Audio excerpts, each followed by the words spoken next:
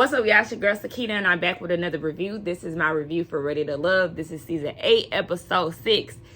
Baby, I am behind on this show. I'm 2 weeks behind. I did not get around to watching Ready to Love last week. I don't know why. I just was not moved to do so.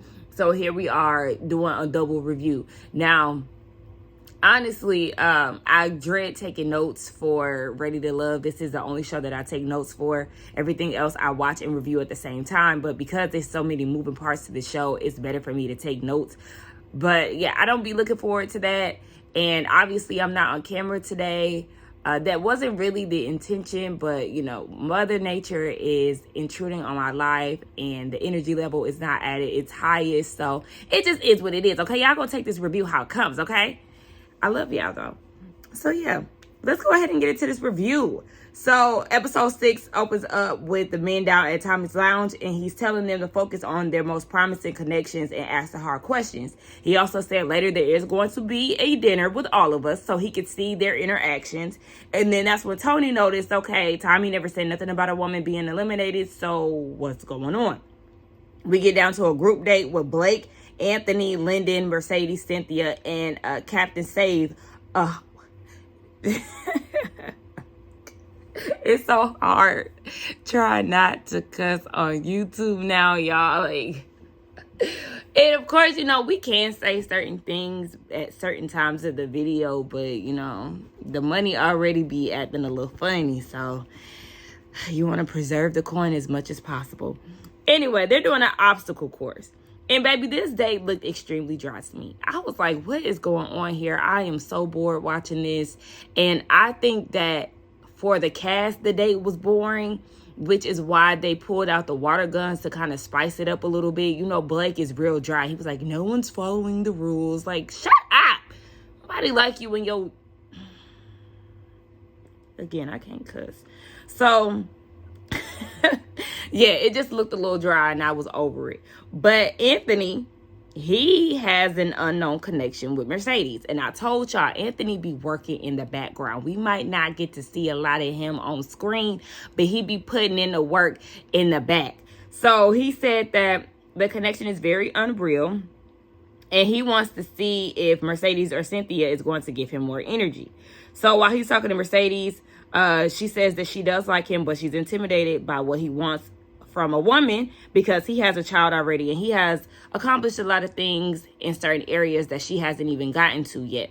And he told her not to sell her stuff too short and said that, you know, they can share some of those experiences together. So I thought that that was nice. I like Anthony, but I really hope that he does not turn out to be a butthole, y'all. Y'all know how it gets on these shows. You might like a man or like a woman on this show, and then as the episodes progress, they just turn into somebody that you never saw coming, and then you regret the fact that you even liked them in the beginning. So, excuse me, hopefully that's not the case for Anthony. So we just gonna keep an eye out on that. Lyndon and Super Safe Sue, they have a talk, and she doesn't respond to his text because of his schedule. When he want to text her, she sleep, and he feels like the connection between them is very weird and very surfaced. I said very much so like her and Blake's connection, a waste of time. So then we see Lyndon talking to Mercedes, and he said that she is actually one of his top connections. I said, since when? So then he asked her, does she like him? And she was taken aback. Baby, listen, I when they did the flashback of them kikiing on the boat, I said, baby, this is a friendship. This is nothing more, nothing less. And yes, that's exactly what she said. Baby, you are a friend, okay? And he is brokenhearted. But I don't believe that. When he said that he was, you know, hurt by that or whatever, I really don't believe that, y'all. Because Lyndon just gives me the vibe that he blows with the wind. He goes to whoever he feels at literally that time. Not as a whole within the entire process, just at that time, because you was just trying to kiss Marcia on date 1. And you wasn't responding to her text message. Well, I don't say responded to her text messages, but you wasn't using her phone number. So, you know, it just doesn't make sense. He just going where he think he can fit in. Blake and Super Safe Sue have this weird, weak conversation. He's hearing feedback from other men saying that when she interacts with them, she's very talkative, but when she's around Blake, she gets very quiet. I said, because y'all dry as fuck and y'all know that there is nothing there. So he is using the words transparent and misleading as words to describe how he's feeling. And she says that he's using big words. Susu, transparent and misleading are very common in day-to-day vocabulary. I felt like that was just her deflecting to throw him off of the conversation, and then that's when she planted that kiss on him. Girl, now she all of a sudden got a boyfriend. Y'all are so tired and dry, I can't stand it. Moving on to the date with Blue and Jeffrey. Blue, this is your strongest connection. Ain't this still fresh? Okay. So she greets him with a "I miss you." Now hold on. How long this connection been going on? Because I'm confused. But Jeffrey says that him and Mark are her strongest connections, but she want a little bit more assertiveness from Blue. She asked, does Blue see her in his life? And he said they got to figure it out. She was like, yeah, well, just know that I'm going to go wherever the pressure is applied. So, baby, you better step it up. To be honest, was another dry one, okay? The word of this episode was dry. Lyndon and Morgan go on a date. She's excited to finally get some one-on-one time with him, but she does want to see more of their spark. Morgan starts talking about her past relationship, and she said that she really couldn't trust her partner, so she couldn't fall in love with him. But my thing is, how did you get to the point of a relationship if you never fell for him? I wish somebody would ask her that question because it just doesn't make sense to me. But, the chemistry is there between them. She left the date feeling like Tony is still her stronger connection, but she still feels the vibes between Lyndon. Speaking of Tony, he goes on a date with Marcia. And she says that she has to trust and warm up to their connection, but she does share with him that she is more open with him than she is with any other man. Basically, Tony likes both of them, but he feels like Morgan is more aggressive and he wants her to step it up. Baby, this was another dry date. All right, so we're going to move on to Mark Anthony, Tony, Jonique, and Jeffrey. Jeffrey has been doing a lot of thinking throughout the process. She said that she wants to be more present and not assume that everything is going to be the same, because she started talking about how she used to want a man with no kids, but girl, you got 3, so get real. So then my girl JoJo, she actually started getting to the alpha male conversation. Y'all know I do not like that word. So yeah, she ran down all the wants that she wants in a man. Y'all know I really have been warming up to Jonique. I think she is very beautiful. She seems very sweet. I think she may not be taken serious in this process because she is younger, along with why some people aren't taking Mark Anthony serious, because they are both the youngest of the men and the women. So it's like, it's unfair for them to be counted out because of how young they are. They're also 2 established people. So, I mean, yeah, let's not count them out because they're in their early 30s. Like, what? They acting like they in their 20s. They're 30s. Give it up. I feel like that's an excuse, but I really should have saved that for later in the episode, but I had to get that off my chest. I get so annoyed by that. But Tony was singing Jonique's praises because, when she started running down what she wanted in a man, I guess it fit his description. And all of a sudden, she done went up on the list. I said, yeah, she went up on the list because you heard that word alpha male, and you probably identify as one of them. You ain't fooling me now. So we get down to this group date, and none of the ladies were serving looks. Marcia, girl, you... I don't like it. Cynthia looked like she was going to a conference meeting for work. Who else? I mean, Jonique, I usually don't be liking outfits like that, but I feel like I liked her look the most. I don't know what was going on with Mercedes' outfit. No, thank you. I mean, Susu looked like she was going on a vacation, but that humidity had hit that wig, so that wasn't giving much. My girl Morgan, she always gonna come dressed down, even when it's something simple, looking real cute. Anyway, speaking of Morgan, Tony is super jealous that Lyndon is getting her time. Then we see Super Safe Sue talking to Anthony, and she somehow thinks that they have a strong connection. But baby, he said that y'all were cordial. Oh, y'all real friendly. That's what that means. She getting all upset and talking about she frustrated. Girl, he is not feeling you, and that's just that on that. Like, you can't get mad at him. You put all your eggs in Blake's basket anyway, so I don't understand why you feeling some type of way. That's because the connection between you and Blake ain't really there, and you know that. So Tommy gathers a group around to tell them that Andre wants to come back. I said, a curveball. Okay. So he's asking the group how they feel about it. And he was like, so if I call him right now, should I call him right now and tell him to come back? And that was like, yeah, because, Cynthia and Jeffrey, they real excited because that was their top connection when he left.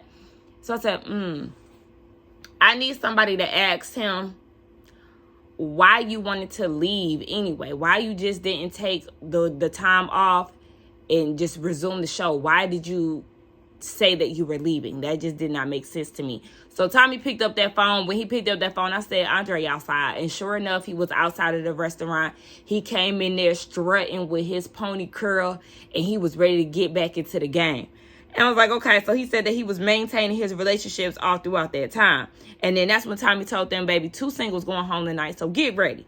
And I said, go ahead and send Super Safe Sue and Blake home because let's stop wasting time here. So Tommy wants to talk about the good, the bad, and the ugly. He said, let's put it all on the table right now. So Andre starts off, and he said that he was disappointed in Mercedes because she didn't reach out to him during his time of need. And he felt like maybe that's just not her, like her emotions were shut off or something, he said. And I was like, well, that ain't because she ain't asked if he was all right. I mean, that is the typical nature to ask if somebody is all right. But I also feel like if she didn't reach out to you, then that was just a telltale sign. And I was also questioning when were they a connection? I don't know. I was confused.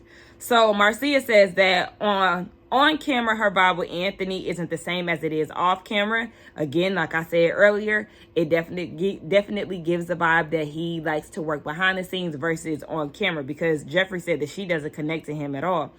Well, I don't want to say because of that, because that didn't really make sense to what I was saying. But Jeffrey said that she doesn't connect with him at all.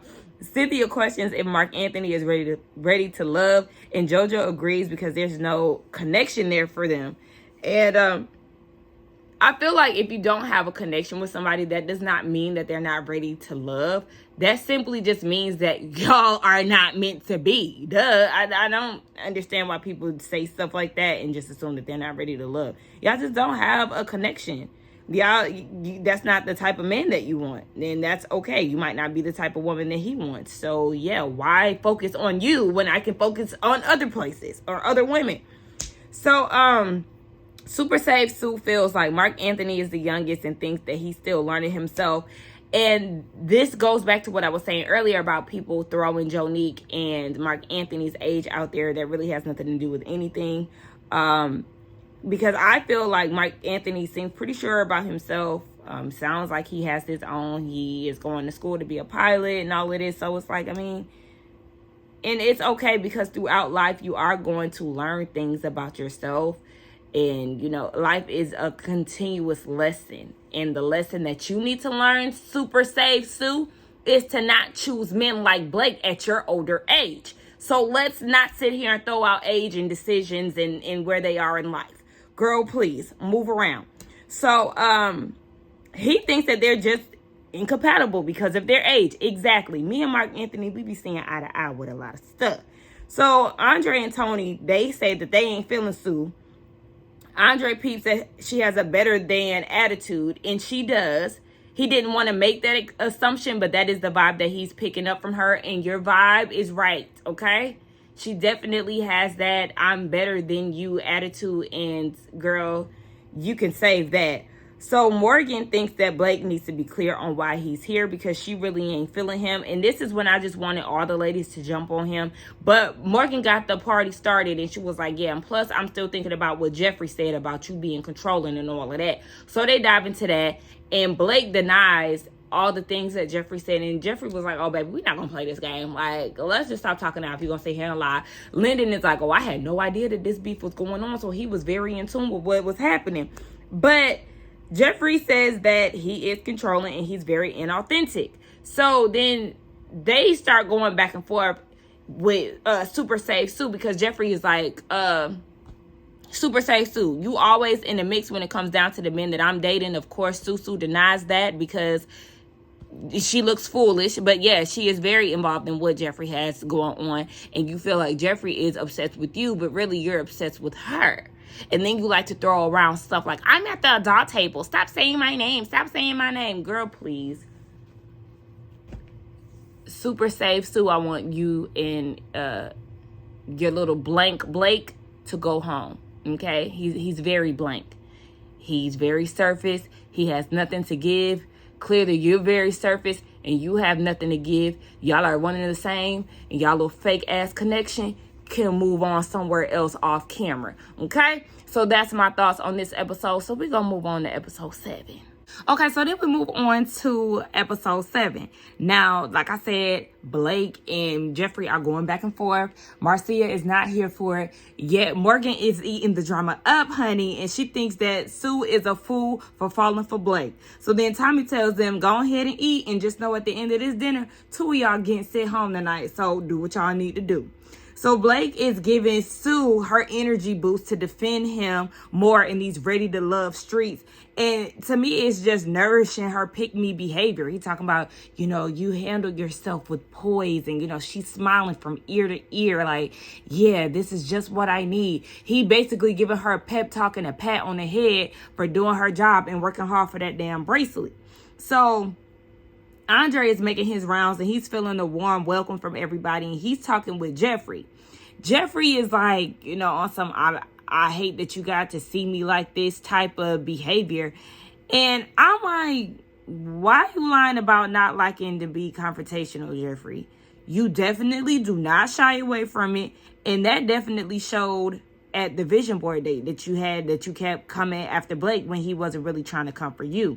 So at this point, I can see Jeffrey being a manipulator because the way that she was acting so down and out and falling into Andre's arms, and then she went and like pecked her tear duct as if she was crying.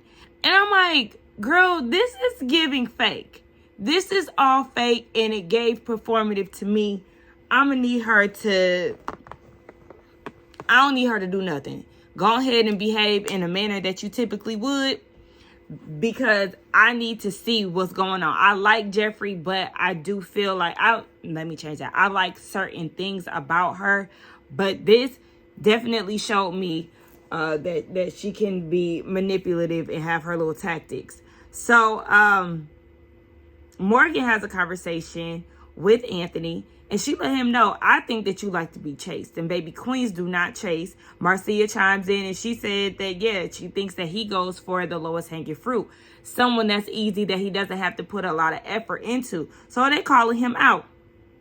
Lyndon and Jonique have a conversation, and she was saying that she thinks that everybody pretty much is reciprocating the energy amongst their connections. There's no one-sided situations. And Lyndon was like, actually, the connection that I have with Mercedes is definitely one-sided, because I was feeling her insisting me into the friend zone. So they laughed about that. And then Andre sat Mercedes down, and he had a conversation about how he felt hurt because they were a strong connection. When he got C19, she didn't call. So, he was hurt by it, but she was like, honestly, it was on some out of sight, out of mind type of thing. And he got up and he walked away. He was done with it. It was messed up, but it's just kind of like, yeah, I mean, it was just very telling. So you got to move on at that point. But, you can't fault him for expressing how he felt about it. Morgan and Tony, they have a conversation. She feels like him and Anthony do the same thing. They work the room.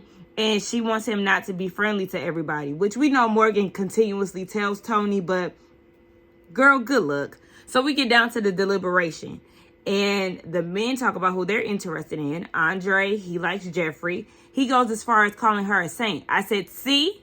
Yeah. That's because she manipulating you to think so. She ain't no damn saint. Cut it out. Blue, he's into Jeffrey and Marcia. I said, hold on. Didn't you just friend zone Marcia? How this happen? That vision board date, y'all sparked the flame again? Confusion.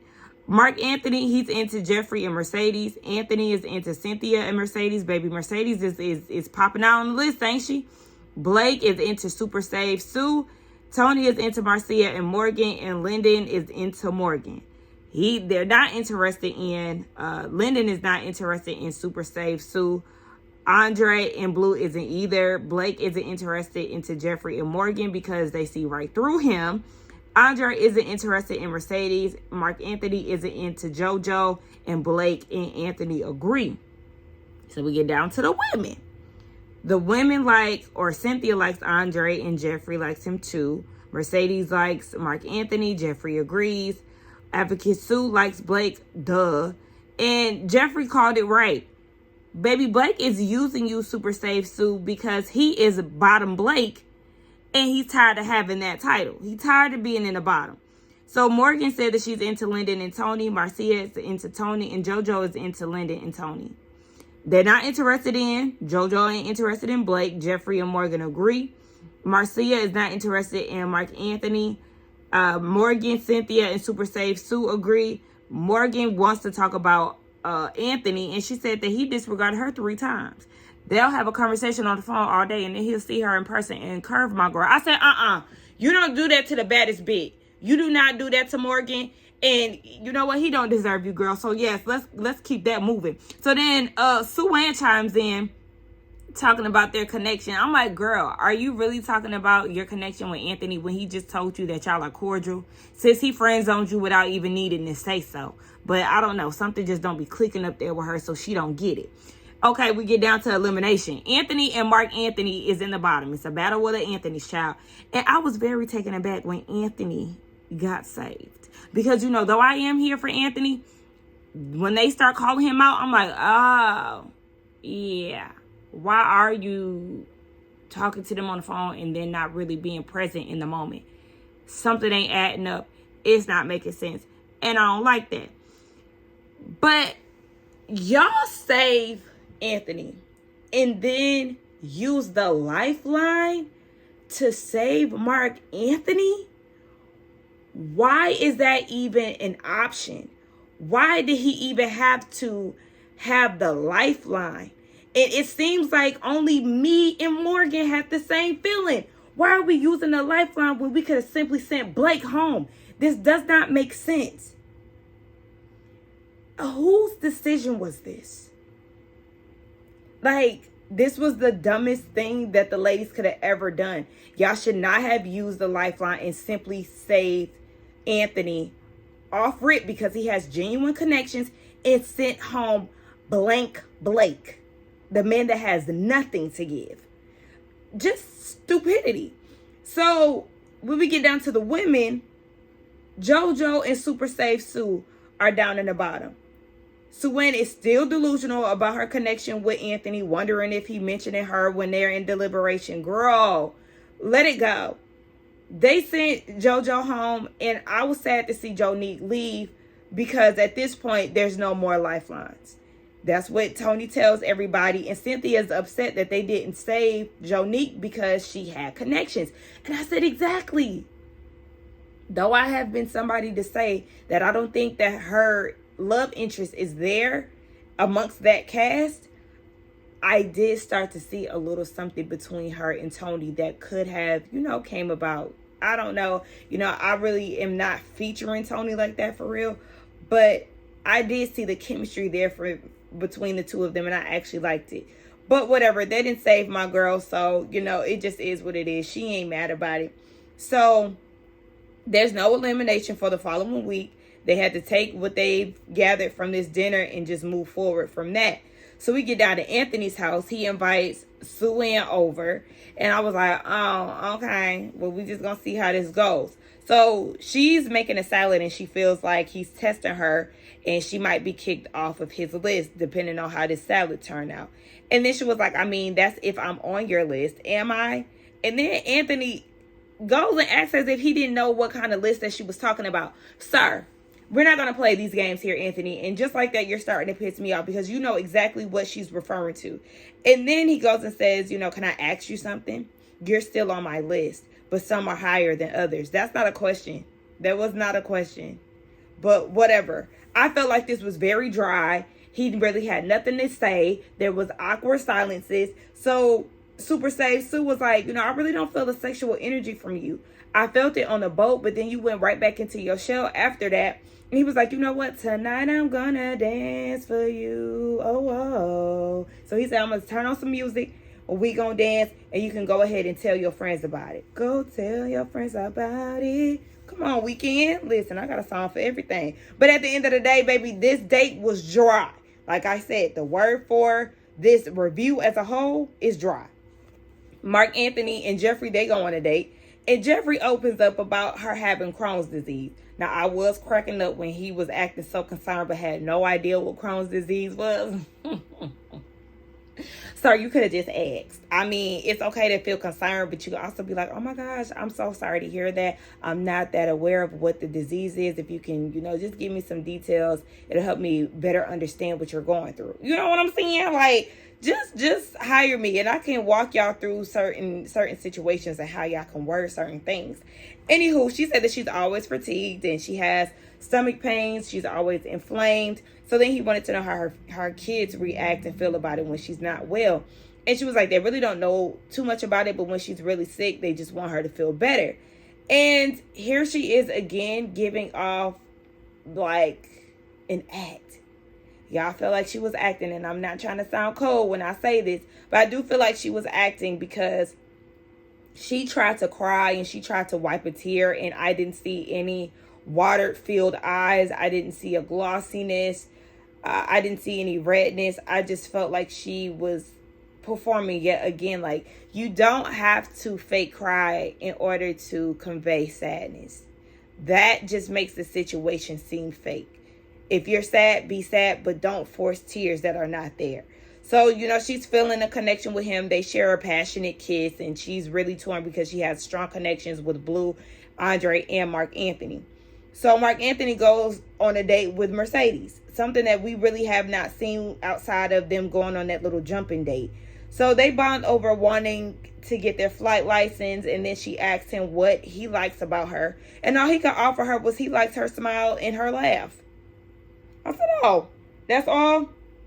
That was enough to share a kiss. So she leaned in for a kiss. And I'm like, yeah, the description wasn't enough. I really wanted more from them after seeing them interact with each other early on. But it just seems like Mark Anthony and Jeffrey's connection is a lot stronger. Do I like Jeffrey and Mark Anthony together? No. But they do have more chemistry because they hang around each other a lot. So, I mean, he's saying that he liked the both of them, so child, we'll see. Moving on to Morgan and Tony.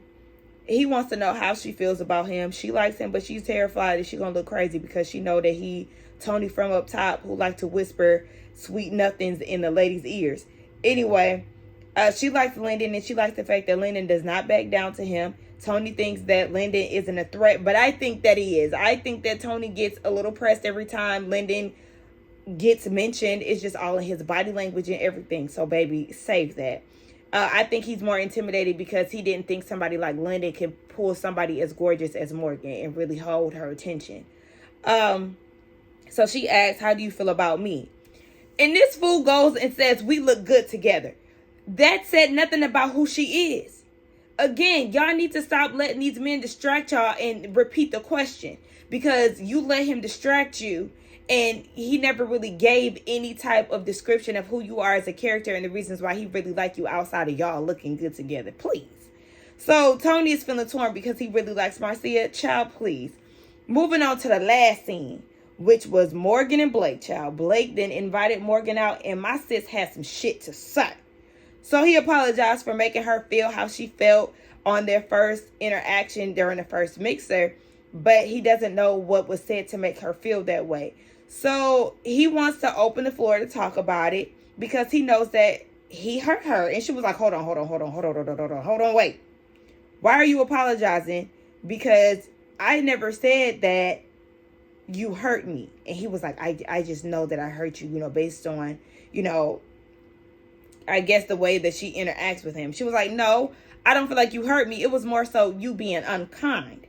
And she didn't like the fact that he attacked her for wanting a family and saying that, she must need a family in order to feel happy when she's already at a happy place in her life. She just wants a family. That's all. So it's just like, baby, that happiness is already there.